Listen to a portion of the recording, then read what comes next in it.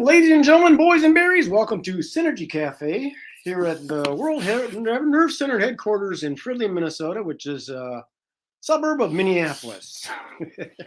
I got a little bit of a raspy cold here, but I'm getting over it. It's not the COVID thing, so don't worry about that. Just had some kids over, and you know the kids got germs. So, anyways, our guest today is having some delays, probably some technical difficulties. So what I'm going to do is I'm going to share some screenshots. His name is Dr. Greg Hammer, and he is an author and doctor, and he's got a book called Gain Without Pain. So when Greg gets here, I'll go into the green room and get him, but he's got a book called Gain Without Pain. And I've always been an advocate of that. I've used to have that thing that they used to say, no pain, no gain. I thought, why do you want to be in pain? I think you can still kind of progress without punishing yourself, you know? So let's go to the green room and get Mr. Dr. Greg here. He's in there somewhere. Are you there, Mr. Greg? I sure am. Greetings, doctor. How you doing? I'm doing well. How are you, Brad? I am wonderful and a half, and then some to the 10th power of infinity. Perfect. That's that was my feeling, yes. So what part of town are you in? I'm actually in Stanford, California. So I have a beautiful home on campus, and it's another beautiful day in California. Where's Stanford, California? North? Stanford is, it's Northern California. It is halfway between San Francisco and San Jose in the beautiful Bay area. Okay. Nice. And you lived there a long time? 20 years. Okay, deep roots. We can depend on you. You're there when we need you, right? Yep, I'm here. Yeah. I was looking at your website and listening to some of the things you got. I noticed that you do a lot of stuff with like meditation and stuff too, right? Yeah, I do. That's the Gain Without Pain is representative of the GAIN method. So it starts with a brief meditation in the morning, and then those GAIN elements being gratitude, acceptance, intention, non-judgment are referenced throughout the day. So is that the kind of thing like I haven't really studied meditation, but I do it myself. And I don't do all the things with the fingers and all that kind of stuff, but I just try and get in a quiet place and just get to a place where I'm not thinking about the past and I'm not dwelling on the future, and just get into a neutral space. Is that the kind of thing you're talking about, where because you end up having pain when you start worrying about your bills you got to pay, or you have pain when you start being depressed about someone that died 6 years ago? Yes. You get it to a place where I think what you described, Brad, is mindfulness. Mindfulness, I think, is well defined as being aware of the present moment on purpose without judgment. So why is it on purpose? Well, it's on purpose because our brains are wired to be rather negative. We have a negativity bias. And as you suggested, our brains are wired to go to the future or the past excessively in ways that are beyond adaptive. And when you combine that, for example, that future obsession with our negativity bias, you get a lot of fear and anxiety because we imagine the worst. And the same with going to the past excessively with the negativity bias, we generate a lot of regret and shame, low self-esteem, depression. These are things we all experience because our brains are wired that way. But as you also suggested, happiness and peace are in the present moment. So when you're in that present moment, you're happy. And I think to be in the present moment, we need to have a plan. We need to have intention. And we need to drop all judgments and just see things as they are, neither good nor bad. And so there is Dr. Kabat-Zinn's definition of mindfulness: awareness of the present moment on purpose, non-judgmentally. Okay, so that's the on purpose part of it. Because having a plan, like if you have a plan to do your meditation every day, that's on purpose, because our natural tendencies are to be rather undisciplined and not do things that we know are good for us. We're not in the mood, I'll do it later. So you have to have a plan and you have to stick to your plan. You mean like we tend to procrastinate? Yes. Why put off till tomorrow what you can put off till the next day? Sure. Exactly. Well, I know that a lot of people have a challenge with meditating because of the monkey mind always talking to them, and it always interrupts. Yes. And if you do this thing like on purpose, then you can focus on one thing, like focusing on the sound of an air conditioner. Focus on that instead of thinking about other things. Is that kind of what you're talking? Absolutely. And a lot of people think, Brad, that meditation requires sitting perfectly still for 30 minutes at a time, possibly in an uncomfortable position without scratching an itch, and banishing all thoughts from our mind. And that is not true, but the gain meditation is simply a 3 or 4 minute meditation, sitting in a comfortable place, eyes closed, we focus on our breathing, and then we do a guided, self-guided meditation through the pillars of spiritual well-being, which are gratitude, acceptance, intention. We're talking about having a plan or intention, and non-judgment. And that is the acronym GAIN. And then we return our focus to the breath. So it's a self-guided meditation. We're not trying to banish all thoughts from our head. We're actually focusing our thoughts first on our breath, then on these 4 GAIN elements sequentially, and then back to the breath. And we can achieve a remarkable level of quiet, peace, contentedness, optimism, and then we open our eyes and we're ready to go out in the world. So are you an advocate of like the like being able to heal your body by yourself, like through thought?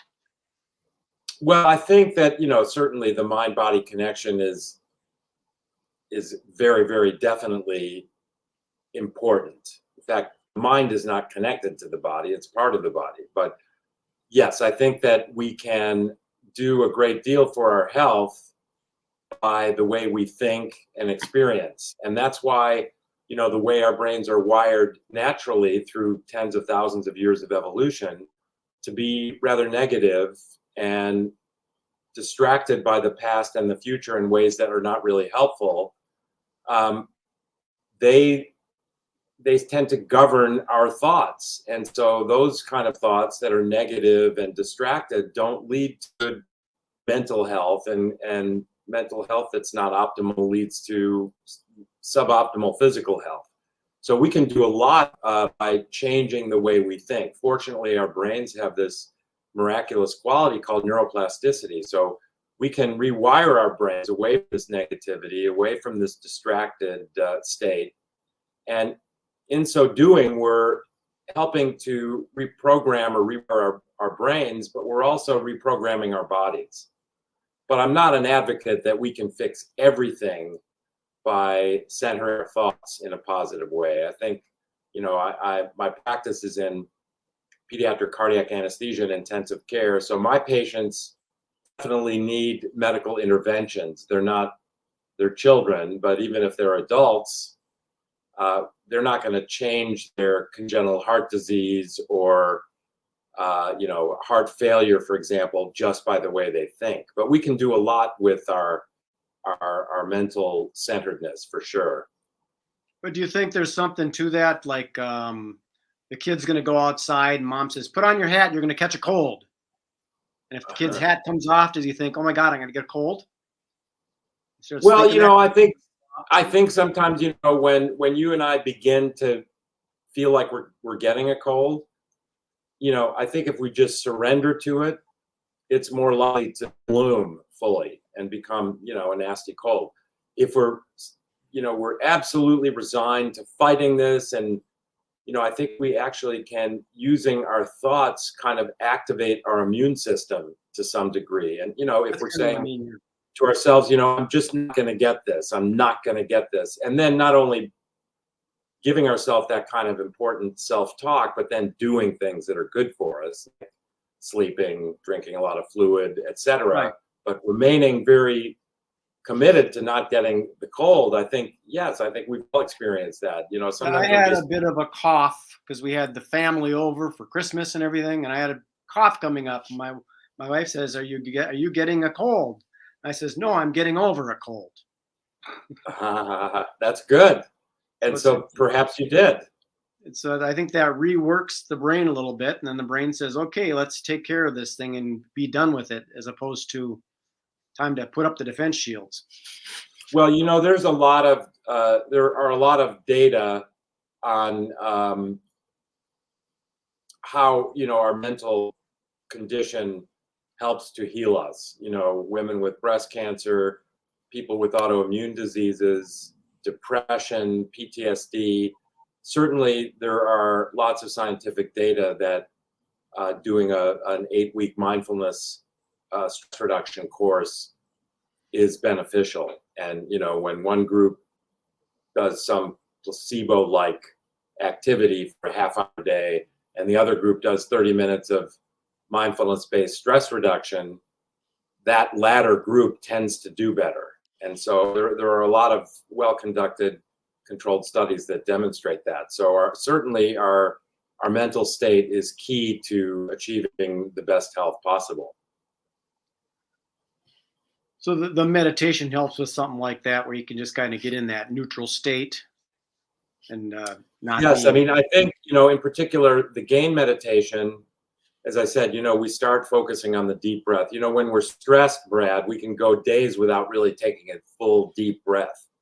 So we sit in a comfortable place, we close our eyes, we focus on deepening and slowing our breath. So we take the breath in through our nose, perhaps to a count of 3. We pause to a count of 3, and then slowly exhale through our nose or mouth to a count of 4. And we get in that rhythm. And then we begin a contemplation first of that for which we're grateful. And gratitude is so key to happiness. You know, you can imagine or maybe know somebody who's poor and happy, or physically challenged and happy, but you can't really imagine somebody who's ungrateful and happy. And then we transition to acceptance, because there's pain in life as much as there is joy. We have to learn to accept it, just as a serenity prayer would have it. So we bring some uncomfortable or painful experience as we focus on our breath deep into our body, opening our chest, opening our heart, bringing it into our heart, and sitting with it as we breathe slowly and deeply with intention.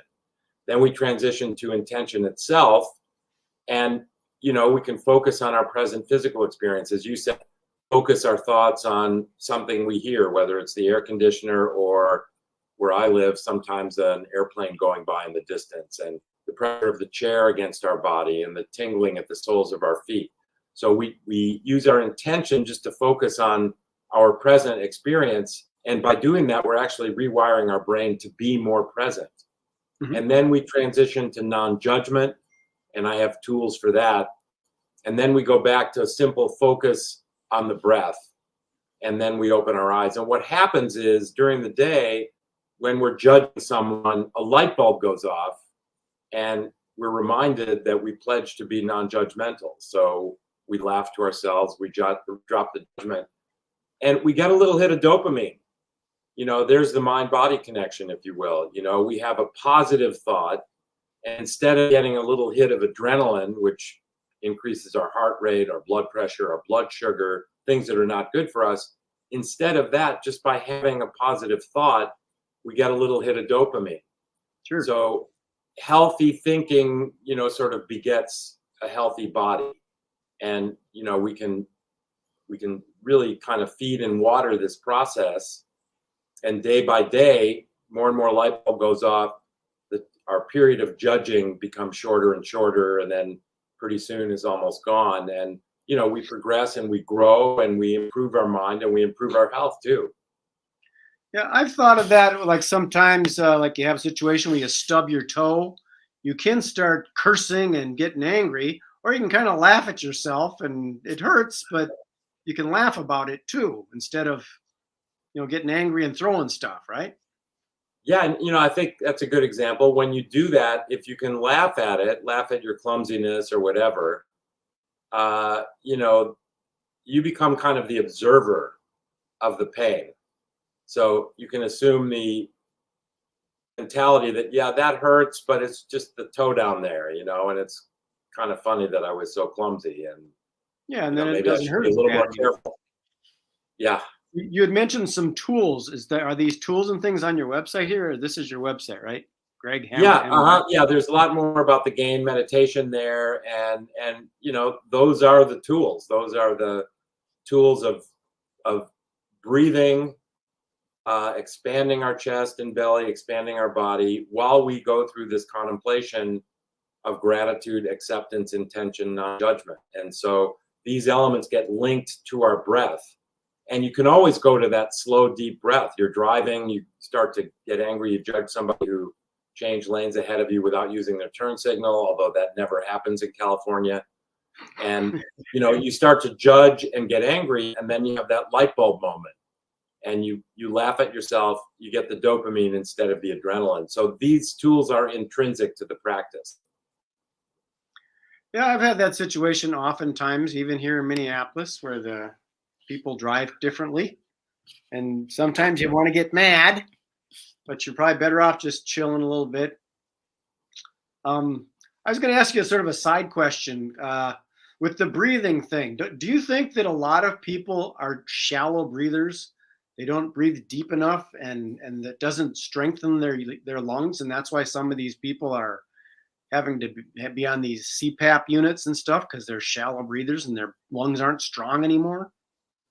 Well, I think that stress goes to different parts of the body in different people. Like some people get, really stiff neck, and they start to get cervical spine signs and symptoms where they get, they feel the electric shock going down their arm because their neck muscles are so tight, it's actually squeezing the vertebrae closer together and impinging upon nerves.